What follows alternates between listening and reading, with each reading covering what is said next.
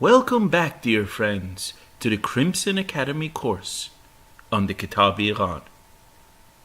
In this section, we're covering paragraphs 191 through 198 of the Kitab-i-Iqan. His Holiness Baha'u'llah in these paragraphs once more describes the two stations of essential unity and distinction of the manifestations of God. The emphasis in this section is on clarifying and reconciling the two outwardly contrary conditions of servitude and divinity asserted by the manifestations of God in their writings. His Holiness Baha'u'llah explains that the condition of servitude expressed by the manifestations of God is associated with the station of distinction, whereas divinity is manifested in the station of essential unity. And dear friends, we're going to share with you 4 key points that we gathered from these paragraphs, from paragraphs 191 through 198. So we gathered 4 key points. The first key point is the differences observed in the manifestations of God are due to the station of distinction. The second key point, the condition of servitude expressed by the manifestations of God is associated with the station of distinction, whereas divinity is associated with the station of essential unity. The third key point, the divinity attributed to His Holiness Baha'u'llah represents only the incarnation of names and attributes of God in the temple of the manifestation of God, not His reality. And the final key point, in the state of divinity, the human station of a manifestation of God is obliterated in the face of God, and hence there is no trace of His self.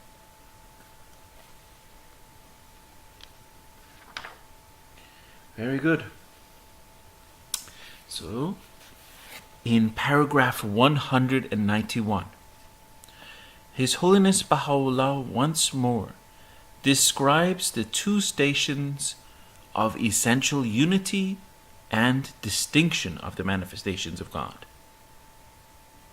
And in previous paragraphs, His Holiness Baha'u'llah referred to this theme in the context of the return, with emphasis on the station of essential unity.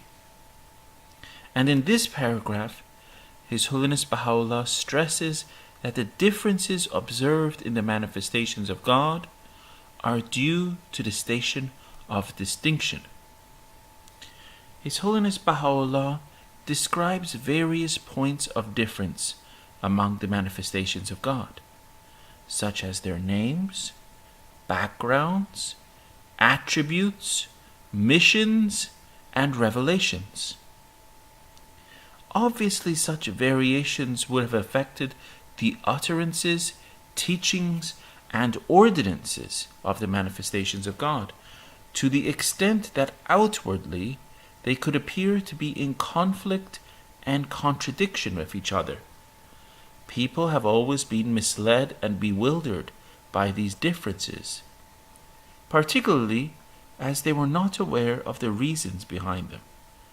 However, such differences are only the outer expressions of one single reality. In paragraphs 191 and 192, His Holiness Baha'u'llah cites 2 quotations from the Quran to illustrate the two stations of essential unity and distinction of the manifestations of God. The first verse emphasizes the station of essential unity. No distinction do we make between any of them. And friends, this is from the 2nd chapter of the Quran, verse 136. There are other verses in the Quran that convey this concept, including, "We make no distinction between any of his apostles." And this is also from the second chapter of the Quran, verse 285. And another verse from the Quran, "And no difference do we make any of them, apostles, and to God are we resigned Muslims." And friends, that is from the second chapter of the Quran, verse 130. The second verse depicts the station of distinction. Some of the apostles we have caused to excel the others. To some God hath spoken, some he hath raised and exalted, and to Jesus, son of Mary, we gave manifest signs, and we strengthened him with the Holy Spirit. And friends, this is also from the second chapter of the Quran, verse 253. The sacred writings indicate that the manifestations of God represent both the stations of servitude and of divinity. A hadith attributed to Muhammad regarding his relationship with God illustrates perfectly such contradiction. Manifold are our relationships with God. At one time, we are He Himself, and He is we ourselves. At another, He is that He is, and we are that we are. And friends, this is a reference cited by Baha'u'llah in Epistle to the Son of the Wolf, page 43. The apparent conflict between the two stations of servitude and divinity has been a source of confusion. In paragraph 194, His Holiness Baha'u'llah provides some clarification on the nature of these two stations. He explains that the condition of servitude expressed by the manifestations of God is associated with the station of distinction, whereas divinity represents the station of essential unity. In the following paragraphs that I will be reading, the stations of servitude and divinity are further explored. There are references to the station of servitude of the manifestations of God in all the sacred writings. According to the Quran, His Holiness Jesus Christ, as a baby in the cradle, stated, "Verily I am the servant of God. He hath given me the book, and He hath made me a prophet." And friends, this is in the 19th chapter of the Quran, verses 31 through 32. Baha'u'llah cites this verse in paragraph 194. And Baha'u'llah provides another example by citing a verse from the Quran revealed when the Meccans asked Muhammad to perform miracles. They specifically asked him to turn the hills to gold, to make a book to fall from heaven, to show them Gabriel, to create a well of pure water, and to predict the price of goods. And friends, this reference can be found in Marzieh Gale's 6 Lessons on Islam, page 6. His Holiness Muhammad responded, "I am but a man like you." And that is from the Quran, chapter 18, verse 110. There are many statements in the writings of His Holiness Baha'u'llah in which he addressed the reader from his station of servitude. For example, in some tablets he refers to himself as the wronged one. This is particularly noticeable in Epistle to the Son of the Wolf, as Baha'u'llah refers to himself as the wronged one 105 times. The context of this epistle clearly shows that Baha'u'llah has been addressing the Shaykh from his station of distinction. And as John Hatcher has indicated, he represents a historical persona appearing at a particular point in the evolution of human society. And this can be referenced in John Hatcher's book, The Ocean of His Words, page 41. Here is one example from the Epistle to the Son of the Wolf. At the time when His Majesty the Shah, may God his Lord, the most merciful, aid him through his strengthening grace, was planning a journey to Isfahan, this wronged one, having obtained his permission, visited the holy and luminous resting places of the Imams. May the blessings of God be upon them. Upon our return, we proceeded to Lavesan on account of the excessive heat prevailing in the capital. Following our departure, there occurred the attempt upon the life of His Majesty. May God, exalted and glorified be He, assist him. And friends, you could find this in the Epistle to the Son of the Wolf, page 20. His Holiness Baha'u'llah also refers to himself in his writings as a servant on many occasions.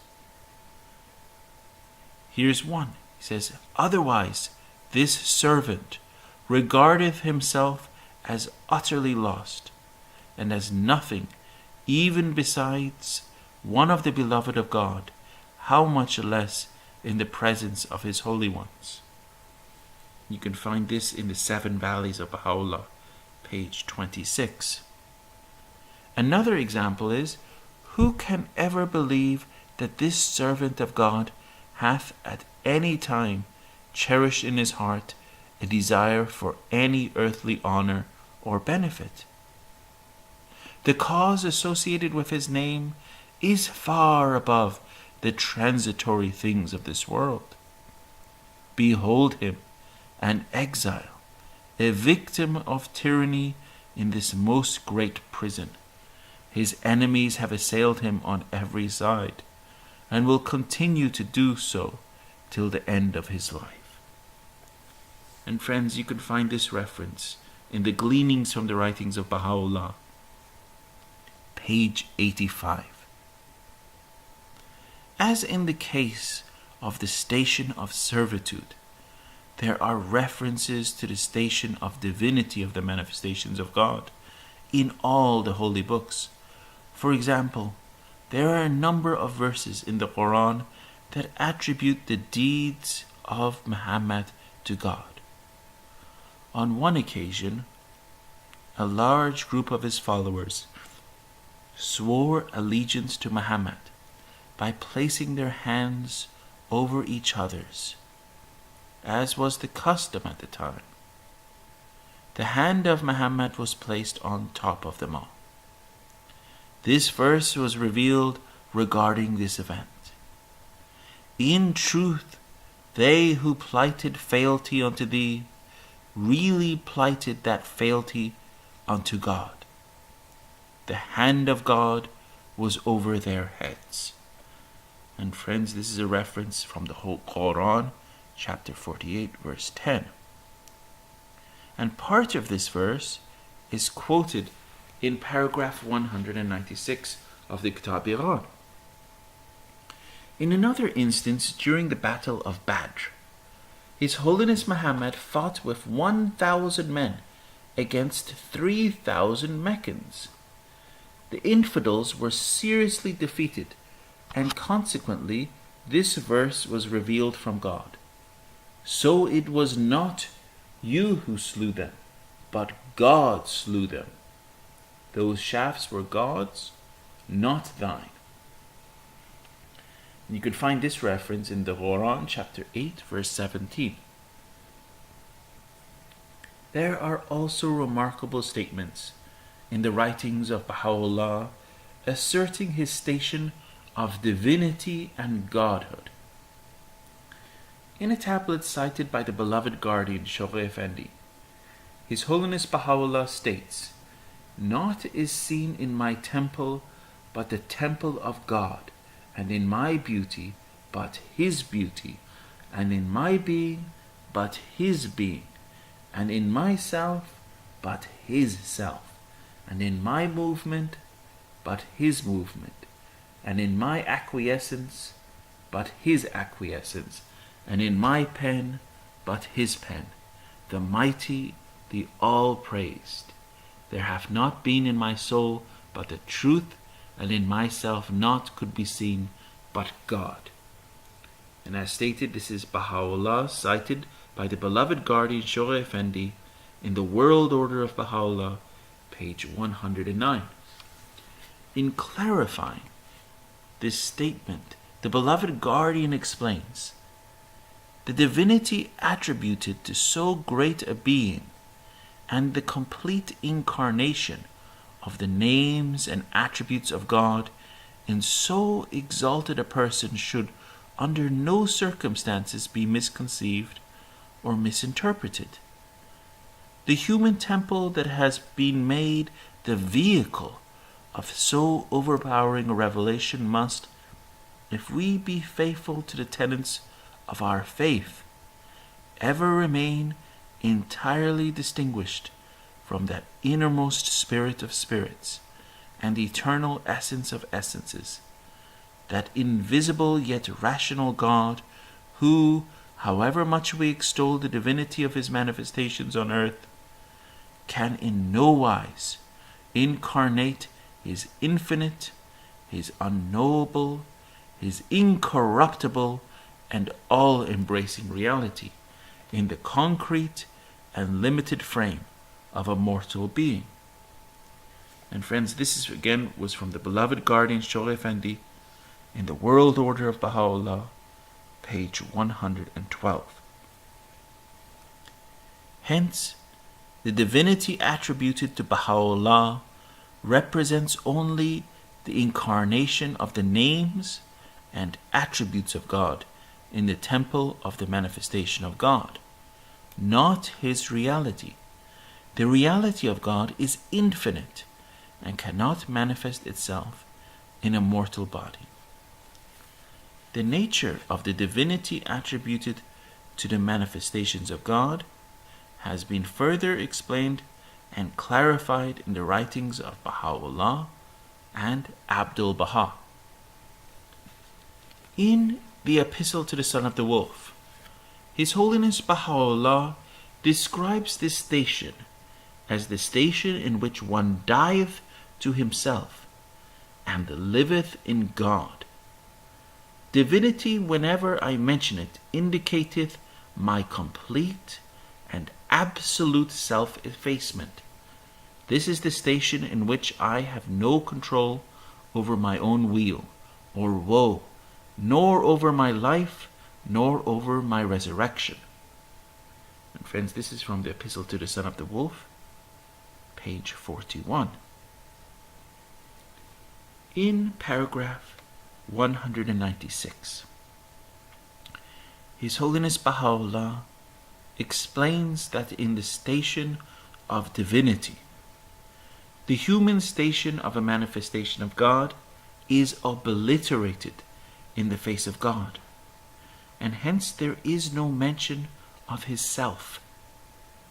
The divine attributes and names are perfectly manifested in His temple and have fully overshadowed His human station.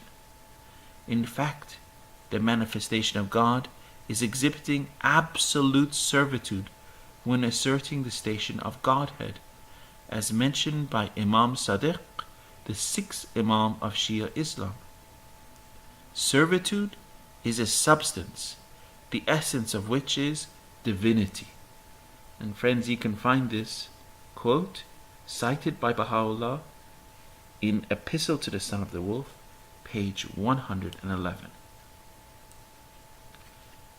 His Holiness Abdul Baha provides a further explanation on this condition of self-effacement of a manifestation of God when soaring in the domain of divinity.